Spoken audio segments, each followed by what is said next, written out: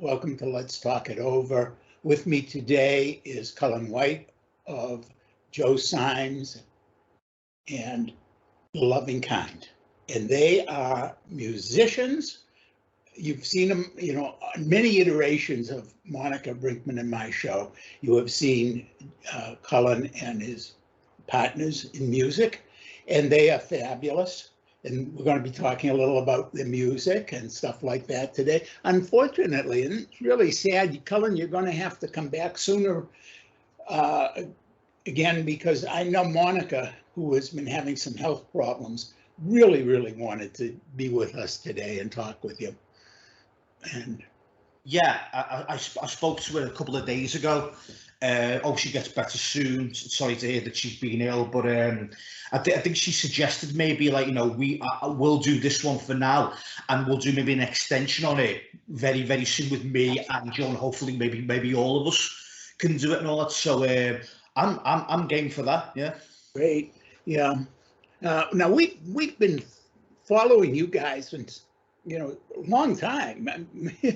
You are among our collective favorite musicians. I mean, we only have a few musical groups that we just say, wow, let's have them back on. The music is so great. And right at the top of the list, Joe Symes and The Loving Kind. So what's happening with your music? Quick question, what's happening with your music? And then, as we often do, we'll go talk about other things. Well, firstly, in response to what you said, that's very, very nice of you to say, because I think you and Monica and, of course, the late Kerry, I think, were one of the first groups of people to really champion our music obviously in the US. So obviously we've always been very grateful for that, and we've always been very loyal to obviously to the show, obviously under the different formats that's been on. So we've always been very grateful, and we always, when we always do something new, whether it be a new release or something major happening, we always you're always on the list of of people we kind of want to come back on and update people like. So that's obviously yourselves and there's other people in the US and in Canada, which is very nice that we've got a fan base there. But yeah, to answer that question, it's been very, very busy, very busy. I think since we were last on, was it about February or I think it was March. It was just as the EP was about to come on. Me and Joe were on, weren't we? Yeah. Well, the EP's been released. Obviously, it has. The feedback for it has been insane, and in a good way. I have to interrupt you for a minute, because you guys sent me a copy. And yes, let's just add to the insane feedback. It is incredible, folks. Thank you very much. We take great pride in that. We put a lot of effort and work, like everything else we've done in the past, and obviously in the future. But yeah, since we last spoke properly, again, it's just been received incredibly well all over the world. One major thing that happened to it was it peaked at number 8 in the 365 radio chart, which is becoming quite a very, very prominent major radio station in the UK. It's based down by the London area, and that got to number 8. It beats people like Ed Sheeran, Elton John, Jack White, Florence and the Machine, and it stayed in the top 20 for about 4 to 5 weeks. It was so the fact that the title track has become essentially a top 10 hit is definitely a tick off the list for us. Also, it's been getting played again all around the world. We've actually started the distributing. It's been distributed in the HMV stores so far in the northwest of England. HMV is the major music and DVD store in the UK. So we did one in Liverpool to start off with. That was in July. That was during a very intense heat wave. It was very, very warm, but worth it. That went great. Halfway through that performance, the first batch of CDs sold out. So luckily we had a second batch on standby to go, oh, here's some more. So they went straight on the shelves, and that was really good. A couple of weeks after that, we did one in Manchester, and that was fantastic. We got an encore for that one as well. Second here, Colin, and ask you, because you haven't mentioned the title of the CD. Oh, sorry. Yes, the title of DP is called "A Place to Call Our Own," and obviously that is the title track that got in the top 10. We were meant to do. There's more will be coming up. We were meant to do. We were meant to play in the HMV store in Wigan, which is in the northwest of England.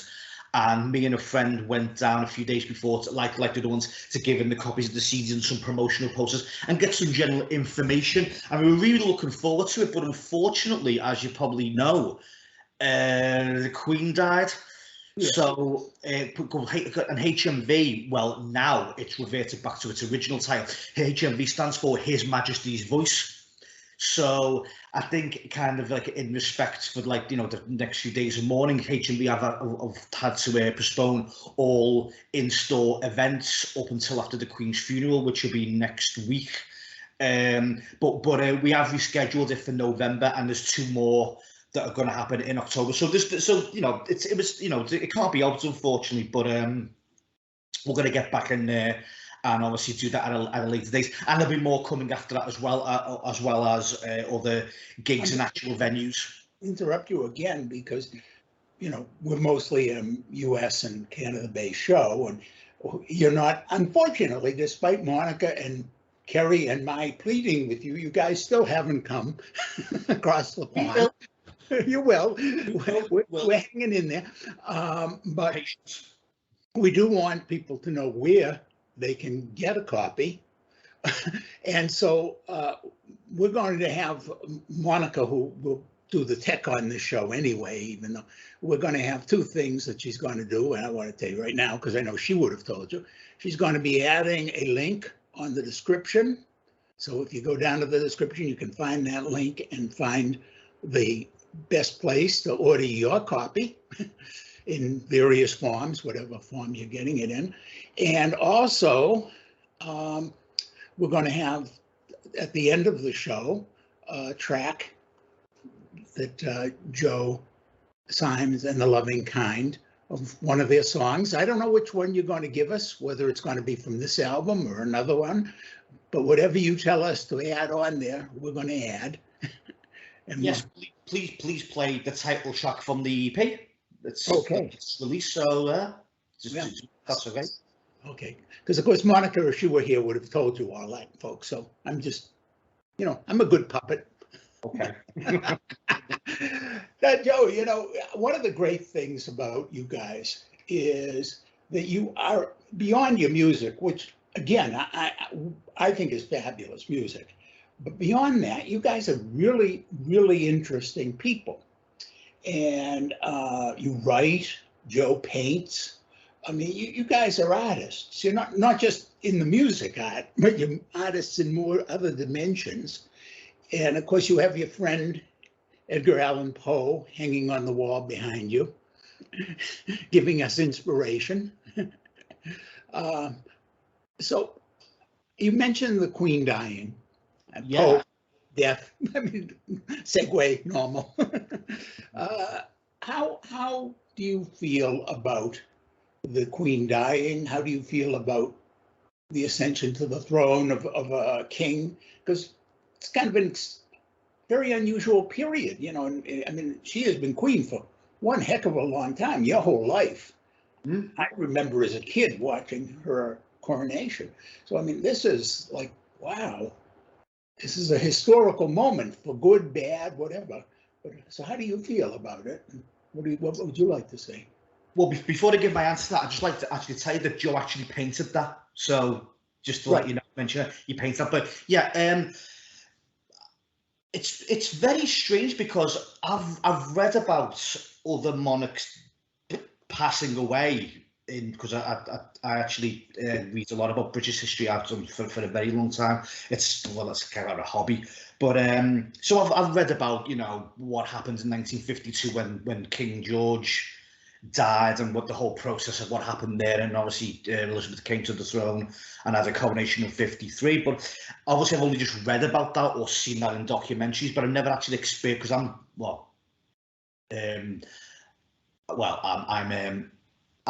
38 years old, okay, but so I've never experienced that personally before. Mhm. I've never, you know, personally like experienced like the death of an actual monarch before. So when it kind of happened, it was like, oh, I mean,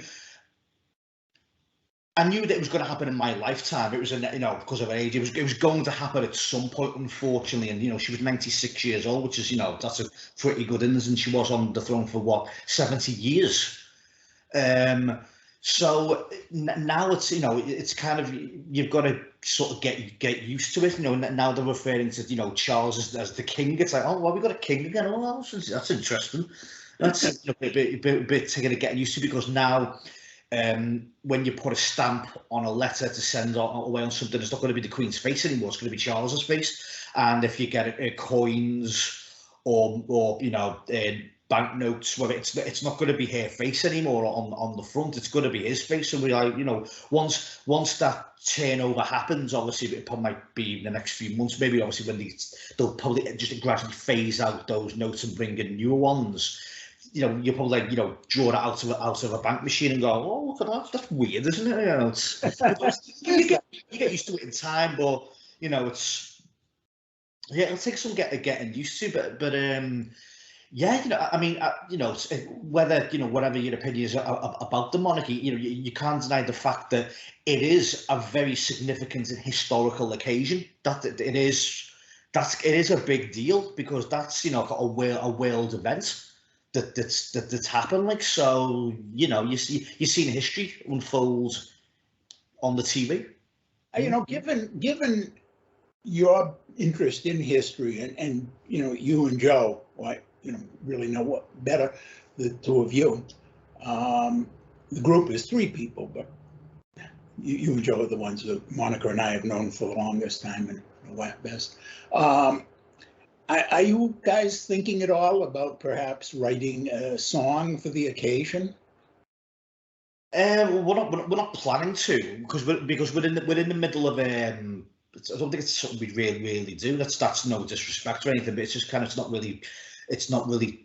I don't think it's really our thing. About who knows, we never know. But at the moment, we're very busy again promoting this new EP, A Place to Call Our Own, promoting it in these in-store performances, and obviously on media and on radio and stuff and like this. And because we're in the process of we've started recording the 3rd album already. Oh, a new one in the works. Yeah, we started to record the 3rd album. We're off to a very good start. 10 brand new songs. You know, we've got, you know, we're getting ideas for artwork, potentially a title, but we can't say anything about that yet. But yet the 3rd album has been started, and if you like this new EP, you're gonna love the 3rd album. Oh, great! Yeah. When do you think it's going to be available? Next year, sometime. Next year. You're talking 2023, not a year. Yeah. You know, months. So we made a good start on it so far. The songs are all there. You know, it's obviously it's not finished yet, but you know, we're off to a very good start with it. We know what direction it's going in. We know exactly what the way we want it to turn out and everything. So yeah, it'll be sometime mid to later next year. I'd say about something like that, hopefully. Okay, that's cool. And you're not going to tell us what it's about or what it's because you want to release it, and you'll be back before then to tell us. Well, to give you a little hint, and we've actually mentioned this to other people before, obviously since we started recording it. I suppose you could say that the A Place to Call Our Own EP is like a precursor to it. So when the 3rd album's released, that and the EP will sort of kind of go hand in hand. It'll be kind of like the way you know, obviously, you know, if you're obviously familiar with all the Beatles releases, it's kind of like the way when the Beatles released Rubber Soul, on the same day they released the single We Can Work It Out and Day Tripper, and they kind of went hand in hand. And that when they did the album Revolver the following year, just before that, they released the Paperback Writer Rain single, and you know, because they recorded at the same time, they again, were kind of companion pieces. If you put them together, they always go hand in hand. So yeah, the third album, this EP, kind of will you put them together, and they'll complement each other. Now, folks, I have to tell you, when Colin compares Joe Symes and the Loving Kind with the Beatles, you know, he deserves to do Shame to say that either. He deserves it. You know, they are musically that good. The only thing they lack is as good a barber as the Beatles had. But musically, they're right there. In fact, I will tell you this, folks. They have a much better drummer than the Beatles. Hey, come on, Ringo's great. Ringo like me. He was, but you're better. He still is as well. He still is. He's 82 years old, and he's still fantastic. He looks great. He's not.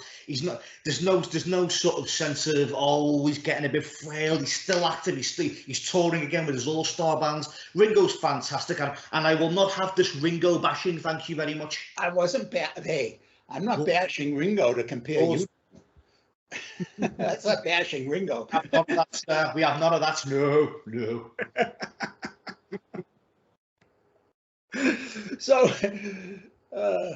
So, are you getting across the channel at all? I mean, I know that since Brexit, there's been problems for UK musicians, and of course, COVID didn't help at all. But are you getting across the channel? And nothing's confirmed yet, but obviously when the time is right, we'll get over to, like, mainland Europe and places like that, maybe Scandinavia and stuff and all. We want to play everywhere, you know what I mean? But obviously not, because obviously in the past few months, the venues are fully open again and all that. We're kind of like retracking ourselves over the UK at the moment. So we're kind of back to places we haven't been to in a while, because that whole like 2-year period of, well, more or less 2-year periods of kind of like things were stopping and starting. You didn't know where you were or what was going on, or if that was going to open for a bit and close again and stuff and all that. It was incredibly frustrating for us. And obviously at that time we were recording the CP at the time, so because we started it literally just before all of that hit. And then, we thought, great, we started it. And then the week we were going to do the next session, bang, Boris put the country into lockdown. So it was like, perfect timing for it. But now that we things are a lot better, and people are out and about again and all that. It's like doing, like, obviously getting back into the full swing of, like, of gigging and everything and all that. It was like gigging. For me, it was like gigging for the first time again. Well, you see, you guys made a mistake. You made a mistake in who you hung out with. You just sort of hung out with Boris Johnson, and you could have just partied on. Yeah. We won't talk about that, because that was incredibly frustrating as well, and all that, when things have come out about certain things. But anyway, yeah, again, it's so, like, it's so refreshing to go out and play.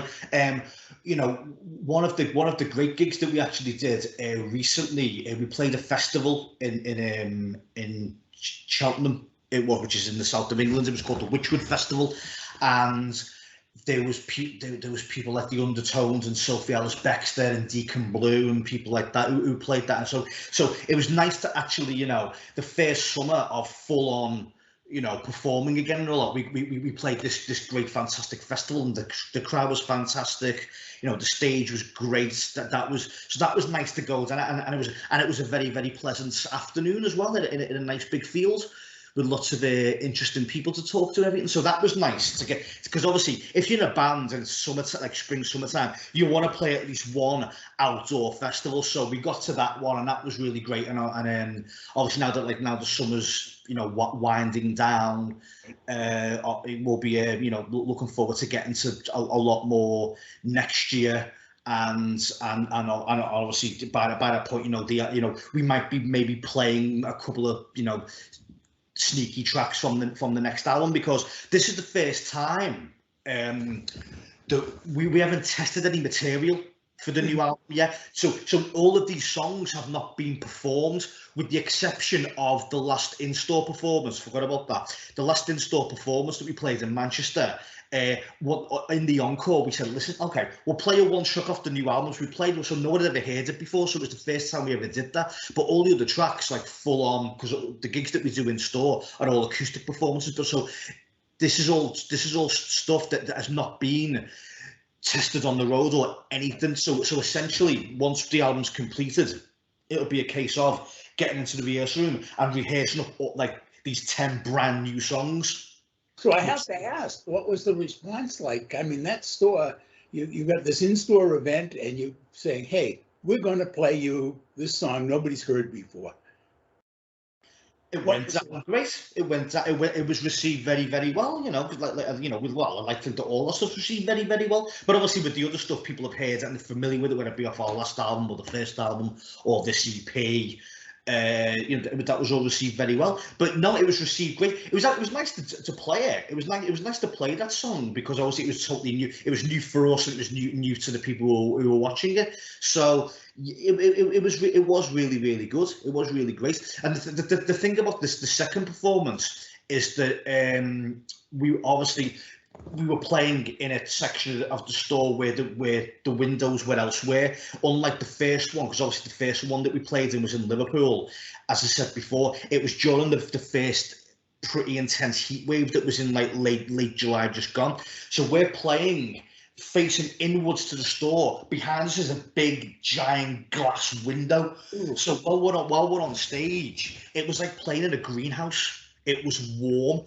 And they gave us all bottles of water. The staff gave us some bottles of water before we performed. So we had a bottle of water there, and halfway through the performance, I had a sip of the water, and I had another sip again a couple of songs later, and it was that hot. The water went warm. Yeah, the water was warm.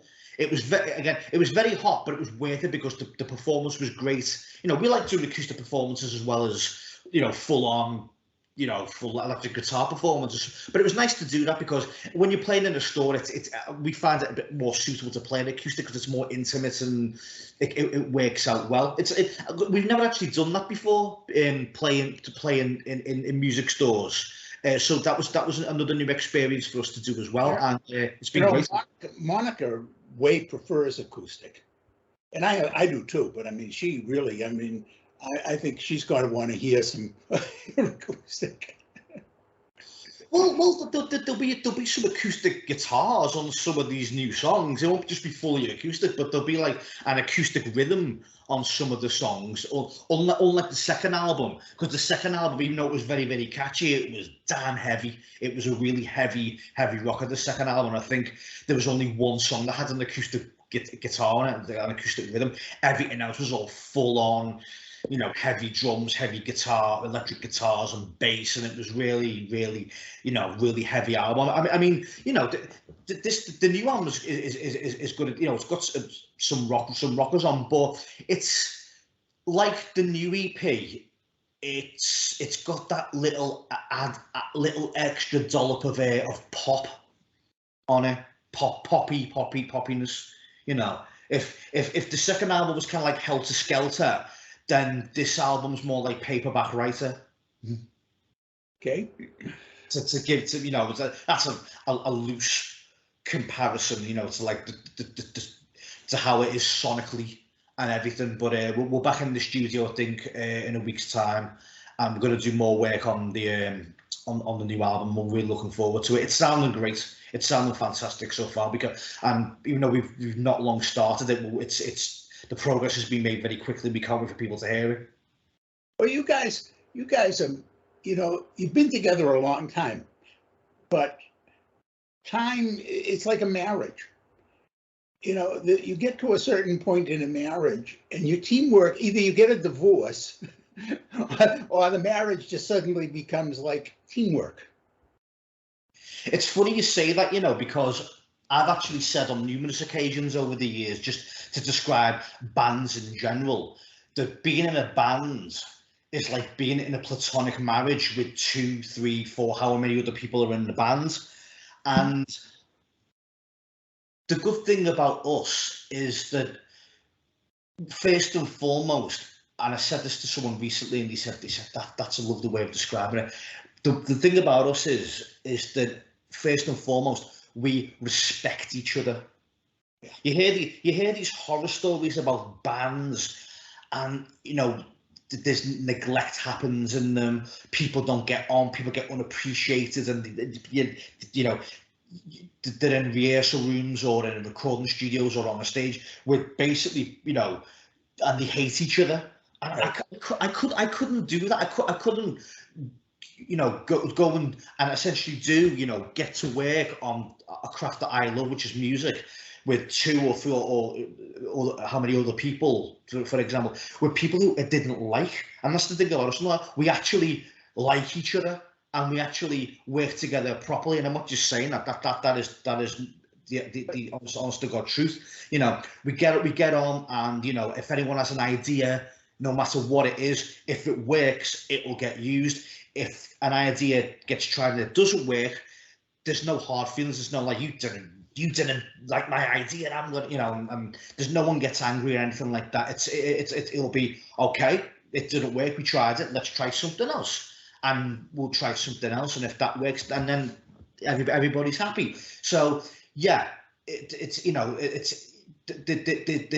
good marriages and bad marriages, but in this case, it's a good marriage. I think so. And folks, if you have seen other interviews we've done where other people from, Joe has been there and your bass player has been there, you can see the body language that these guys actually relate to each other. They're actually friends and teammates, and that does matter a lot. You hear it in the music. Yeah, absolutely. And there's only 3 of us as well. There's only 3 of us. Obviously, there's me on drums and do backing vocals. Obviously, there's Joe, who's the front man and the principal songwriter, and he plays guitar and harmonica, and he plays a little bit of keyboards as well. And obviously, there's Alan Welsh, who's on bass. And even though there's only 3 of us, sonically on stage, it's very, very big. So someone said we sound like 9 people on stage once, and there's only 3 of us. So it's not as if like, oh, there's only 3 of us, and that the sound's all very thin, and it's it doesn't come across. But a friend of mine came to see us once, and when this person goes to gigs, they wear earplugs to make sure that they don't get tinnitus. And they said to me that when we played once, the earplugs popped out of their ears. That actually happened because we were that intense and loud. Yeah. I hope you guys are taking care of your ears. Oh yeah. I personally have worn earplugs for about 10 years now, because about 10 years ago, I got a bit worried about something, and I think I just needed some drops in it, which was the case. But from that period on, I took no chances. So every time that we do a gig, well, not the acoustic gigs as such, but every time we do a full-on gig, a full-on, where everything's cranked up and the electric guitars and the whole thing, I always wear earplugs, whether it be in the rehearsal room or on stage, because I can't afford to lose hearing. It wouldn't be good. And it is actually a problem for a lot of musicians, classical musicians too, playing in orchestras. It's not just rock musicians. The best story that I heard, I think, was about Pete Townsend from The Who. I think he said his hearing is permanently shot to pieces.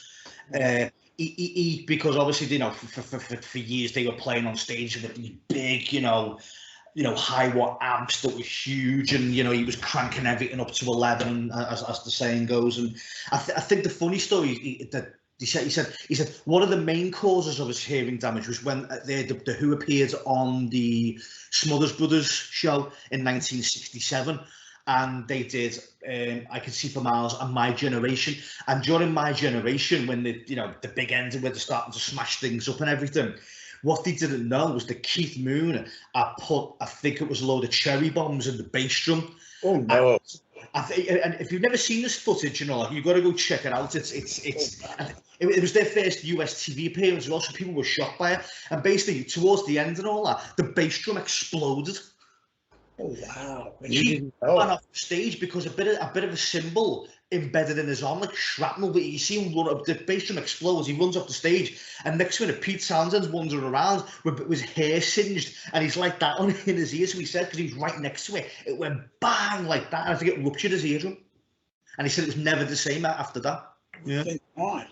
Yeah. I imagine talking about relationships in the band, that might have done some harm to the relationship. I don't know, from what I read and all that, the Who were kind of tempestuous. Yeah. I think a few physical fights broke out between the Who.